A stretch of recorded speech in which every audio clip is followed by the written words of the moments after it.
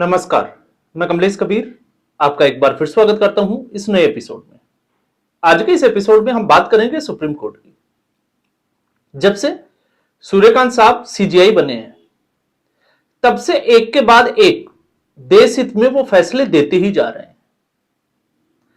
तो अचानक से आज सीजेआई सूर्यकांत, कपिल सिब्बल और अभिषेक मनु सिंघवी की एक टिप्पणी को लेकर, और या मैं कहूंगा कि टिप्पणी नहीं, कपिल सिब्बल और अभिषेक मनु सिंघवी ने एक बात जो बताना जरूरी समझा सीजेआई सूर्यकांत को। 3 जजों की बेंच थी, पंचोली साहब और जयमाला बागची। अब मामला क्या था, पहले हम उसको समझते हैं। एनसीईआरटी की जो कमिटी है, उस कमिटी ने 8th क्लास में एक चैप्टर ऐड किया है जो भ्रष्टाचार की बात करता है न्यायपालिका में। अब इसको लेकर कपिल सिब्बल ने चिंता जाहिर की और उसके बाद सीजेआई सूर्यकांत का यह कहना कि यह किसी भी हद तक बर्दाश्त नहीं किया जाएगा। यह क्यों हो रहा है उनको सब समझ में आ रहा है। और शाम तक आते आते खबर यह थी कि सरकार ने फैसला ले लिया है कि एनसीईआरटी की उस बुक से न्यायपालिका में भ्रष्टाचार वाली जो बात है उसको हटा दिया जाएगा। अब पहले तो कोर्ट को थोड़ा सा हमें समझना है, क्योंकि एक परंपरा चलती आई है अंग्रेजों के द्वारा बनाई हुई मिलोड वाली परंपरा, और उससे जज अभी बाहर नहीं निकले हैं। उनको लगता है कि वो जिस कुर्सी पर बैठे हैं वो भगवान से कम नहीं है, क्योंकि वो फैसला करते हैं।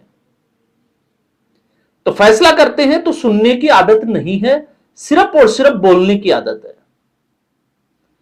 अब ऐसी सूरत में जब भ्रष्टाचार की बात करते हैं तो सीजेआई बीआर गवई, हम उनके कई फैसलों से सहमत नहीं है। हालांकि सीजेआई सूर्यकांत के बहुत सारे फैसलों से हम सहमत हैं, लेकिन उनके फैसलों से हम सहमत नहीं है। लेकिन उनकी एक टिप्पणी थी, और वो टिप्पणी थी न्यायपालिका में भ्रष्टाचार और कदाचार, 2 चीजों को लेकर, जिससे जनता का भरोसा कम हुआ है। अब जब भी कोई ऐसा कोई मैटर होता है जनता में, कोई भी पक्ष हो, तो हम सब लोग कहते हैं कि हम आपको कोर्ट में देख लेंगे। लेकिन सच्चाई यह है कि देश की बड़ी आबादी को, बड़े तबके को यह पता है कि कोर्ट में क्या होने वाला है, उनको जस्टिस मिलेगा या नहीं मिलेगा। अब सवाल यह उठता है, जिस संविधान की शपथ ली जाती है, जो अपने आप को एक संवैधानिक पद पर पाते हैं और उनको लगता है कि यह संविधान का उल्लंघन है, तो वो संविधान हाथ में लेकर जो शपथ लेते हैं, आखिर वो इस भ्रष्टाचार में कूद कैसे जाते हैं? ये एक जो है वो बड़ा सवाल है। और उससे भी बड़ा सवाल, पूरे देश में अगर सबसे ज्यादा कोई भ्रष्ट तंत्र है तो वो है न्यायपालिका। इसमें कतई जो है वो कोई कहने की, कोई या हम कहें कि सुनने की बात, यह जरूर है कि कोर्ट को लेकर कोई टिप्पणी नहीं करता, क्योंकि कोर्ट ऑफ कंटेम्प्ट हो जाता है। और ऐसा इसलिए क्योंकि जब भी हम इस देश में किसी भी तरीके से लगातार हम बात करते हैं कि कानून को इतना सख्त कर दिया जाए कि किसी की हिम्मत ना हो कि कानून को तोड़ सके, तो फिर सवाल उठता है कि इसको सख्त करेगा कौन? आप और मैं, या फिर न्यायिक व्यवस्था? तो सीधे तौर पर जब यह सवाल उठता है तो फिर सुप्रीम कोर्ट ही नहीं, चाहे वो हाई कोर्ट हो या सेशन कोर्ट हो, सबके सब कटघरे में आकर खड़े हो जाते हैं। अब उस 8th क्लास के चैप्टर में गलत क्या है? जो 8th क्लास में जो चैप्टर जो एड ऑन किया गया है, वो एक सच्चाई, जिसको हम कहें कि एक आईना है जो सुप्रीम कोर्ट को दिखाएगी, या हम कहें कि न्यायपालिका का एक स्वतंत्र या स्वच्छ, या जिसको हम कहें कि सच्चाई से भरा आईना। साफ तौर से लिखा हुआ है कि सेशन कोर्ट में, सुप्रीम कोर्ट में और हाई कोर्ट में कितने केस पेंडिंग पड़े हैं। तो लगभग जो है वो 81,000 के आसपास सुप्रीम कोर्ट में केस अभी भी पेंडिंग पड़े हैं। तो आप समझ सकते हैं कि मामला कितना गंभीर है। दूसरा, अगर आप देखोगे हाई कोर्ट की व्यवस्था में, तो लगभग 70 लाख के आसपास, उससे भी ऊपर केस जो है वो हाई कोर्ट में पेंडिंग पड़े हैं। और जब सेशन कोर्ट की बात आती है, लोअर कोर्ट जिसको हम कहते हैं, तो लगभग 4,70,00,000 के आसपास केस पेंडिंग है। मतलब सीधे तौर पर हम कह सकते हैं कि हमारी न्यायिक व्यवस्था से 5 करोड़ परिवार सीधे तौर पर प्रभावित है। और हम अक्सर बात करते हैं कि अगर एक परिवार में भी 4 सदस्य भी है तो लगभग 20 करोड़ की आबादी इसी, जिसको हम कहें कि न्यायपालिका से तनाव के दौर से गुजर रही है, लेकिन उनकी सुनवाई करने वाला कोई नहीं है। और जब सुनवाई करने वाला कोई नहीं है तो आप समझ सकते हैं कि मामला कितना गंभीर हो जाता है। अब जब सुनवाई की बात आती है तो सुप्रीम कोर्ट, या मैं कहूंगा कि न्यायिक व्यवस्था में विंटर वेकेशन और समर वेकेशन की जरूरत क्यों पड़ती है? जब छुट्टियों पर जाते हैं, जो छुट्टियों पर जाते हैं तो एक्स्ट्रा जो जजेज होते हैं उनको लगा दिया जाना चाहिए।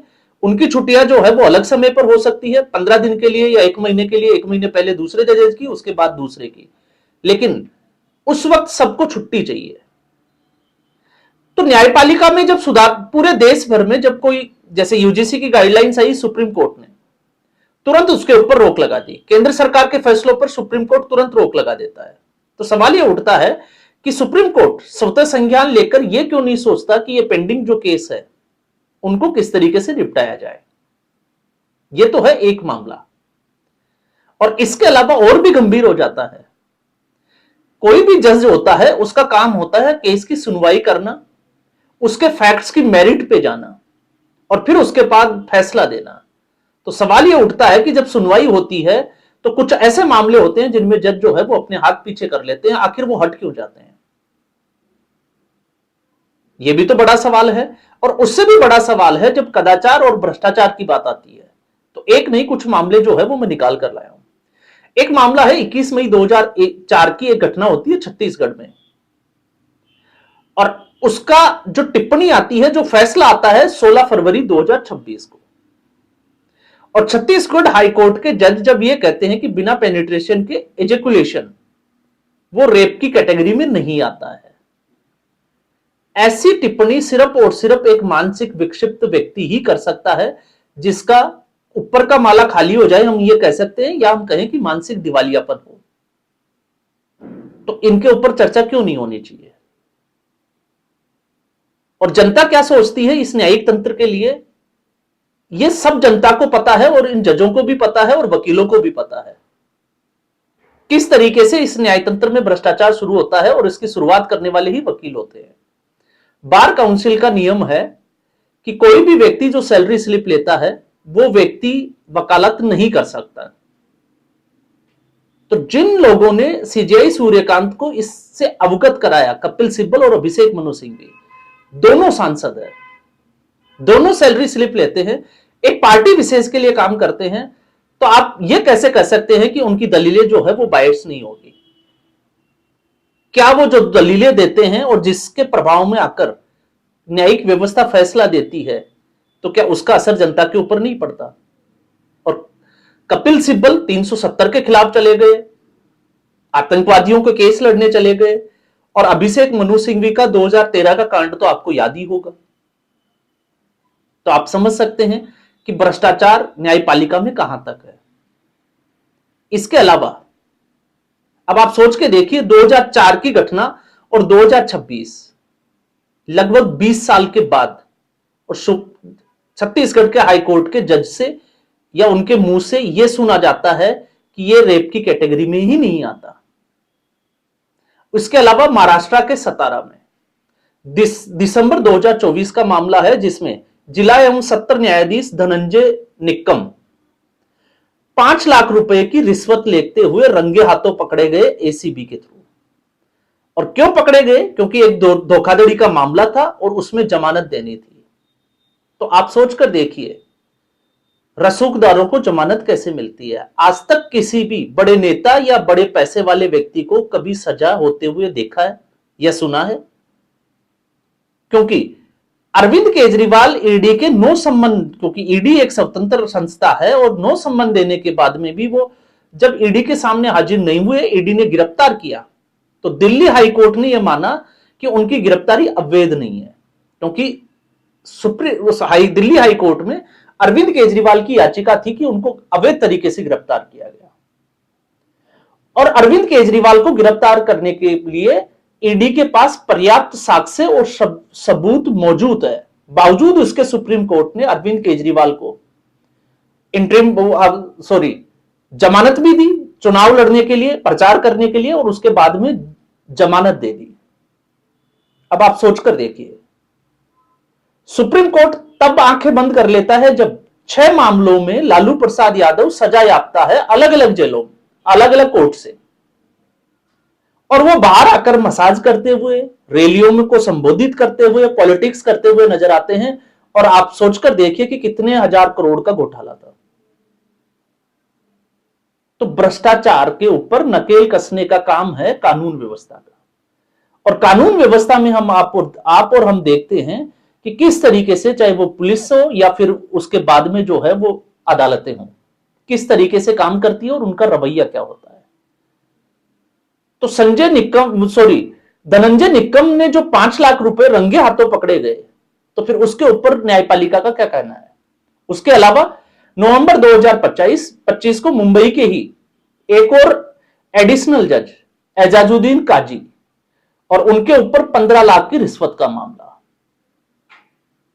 इसके अलावा चंडीगढ़ में तो आपको 2009 की घटना का पता ही होगा, निर्मल यादव, और उसमें हुआ क्या था यह भी पता है कि किस तरीके से 15 लाख की जो रिश्वत है दूसरे जज के दरवाजे पर पहुंच रही थी। तो यह खेल कब से चल रहा है सबको पता है, और किस लेवल तक चलता है यह भी सबको पता है। इसके अलावा 17 मार्च 2025 इलाहाबाद हाईकोर्ट, जिसमें सीधे तौर से जो है वो आप ये देखिए कि किसी भी लड़की के ब्रेस्ट को जो है वो हाथ लगाना, पाजामा के नाड़ा खींचना, वो रेप की कैटेगरी में ही नहीं आता है। अगर उस जज को, इलाहाबाद हाईकोर्ट के जज को फैसला नहीं देना था, जिस लड़के ने ऐसा किया उसको राहत देनी ही थी, तो कम से कम इस तरीके की टिप्पणी तो नहीं करनी चाहिए। लेकिन टिप्पणी होती है, और उससे भी बड़ा उदाहरण यशवंत वर्मा, जिसके घर पर करोड़ों रुपए का केस जो है वो जल गया, मीडिया में वीडियो आ गए, और क्या सुप्रीम कोर्ट ने उसको नहीं देखा। तो सवाल यह उठता है कि 50 करोड़ रुपए आए कहां से। और इसके अलावा अगर आप देखोगे तो जज आर.के. मित्तल, रचना तिवारी और नारायण शुक्ला, ऐसे बहुत सारे मामले हैं जो एक के बाद एक अगर आप खोजकर निकालोगे तो आपको समझ में आएगा कि किस तरीके से खेल चलता है। तो फिर बच्चों को इसके बारे में क्यों नहीं पढ़ाया जाना चाहिए। यह जो है वो सीधे तौर पर सवाल खड़े करता है सुप्रीम कोर्ट की इस न्यायिक व्यवस्था के ऊपर। और फैसला किसने लेना है? सुप्रीम कोर्ट ने लेना है। लेकिन सुप्रीम कोर्ट इस तरीके के फैसले, और जब खुद की बारी आई, आप देखिए सुप्रीम कोर्ट केंद्र सरकार को जो संवैधानिक तौर से एक बिल पास करती है उसको कटघरे में खड़ा कर देता है। संवैधानिक तौर पर जो बिल पास किया जाता है उसके ऊपर स्टे लगा देता है, रोक लगा देता है। लेकिन जब खुद की बारी आती है तो सिर्फ वो जो है वो ऊपर हाथ खड़े कर देता है। तो अगर न्यायिक व्यवस्था के बारे में पढ़ाया नहीं जाता तो फिर अनुच्छेद 142 जो सुप्रीम कोर्ट को ताकत देता है, सुप्रीम कोर्ट की जो पावर्स होती है, उसको क्यों पढ़ाया जाता है? उसको भी जो है वो एनसीईआरटी की बुक से हटा देना चाहिए। और यही इस देश का दुर्भाग्य है कि हमारा जो संविधान है जितना कठोर है, सख्त है, उतना ही लचीला भी है, और उसका फायदा जो है वो बड़ी कैटेगरी के जो लोग हैं वो उठाते हैं। क्योंकि नीचे से ऊपर तक किस तरीके से भ्रष्टाचार फैला हुआ है पूरा देश उसको जानता है, उसको देखता है। जब किसी का मुकदमा जाता है तो कैसे उसको जो है वो वकील लूटते हैं, और फिर उसके बाद उसको तारीख पर जो है वो तारीखें मिलती है, और किस तरीके का खेल चलता है ये पूरा देश देखता है, जानता भी है, बस चुप रहता है, सवाल खड़े नहीं करता।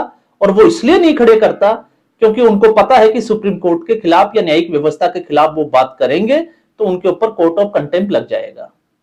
तो सिर्फ और सिर्फ इससे बचने के लिए चुप्पी साध रखी है, वरना पता सबको है, और हम आम में सब नंगे हैं, ये भी सबको पता है, न्यायपालिका को भी पता है, ब्यूरोक्रेसी को भी पता है। और इस तरीके से अगर आप देखोगे तो नेताओं को तो पता है ही है, क्योंकि वो तो नेता बनते ही इसी तरीके से है। तो आज के एपिसोड में बस इतना ही। उम्मीद करूंगा वीडियो एपिसोड आपको पसंद आया होगा। वीडियो को लाइक करें, शेयर करें, चैनल जरूर सब्सक्राइब करें। धन्यवाद।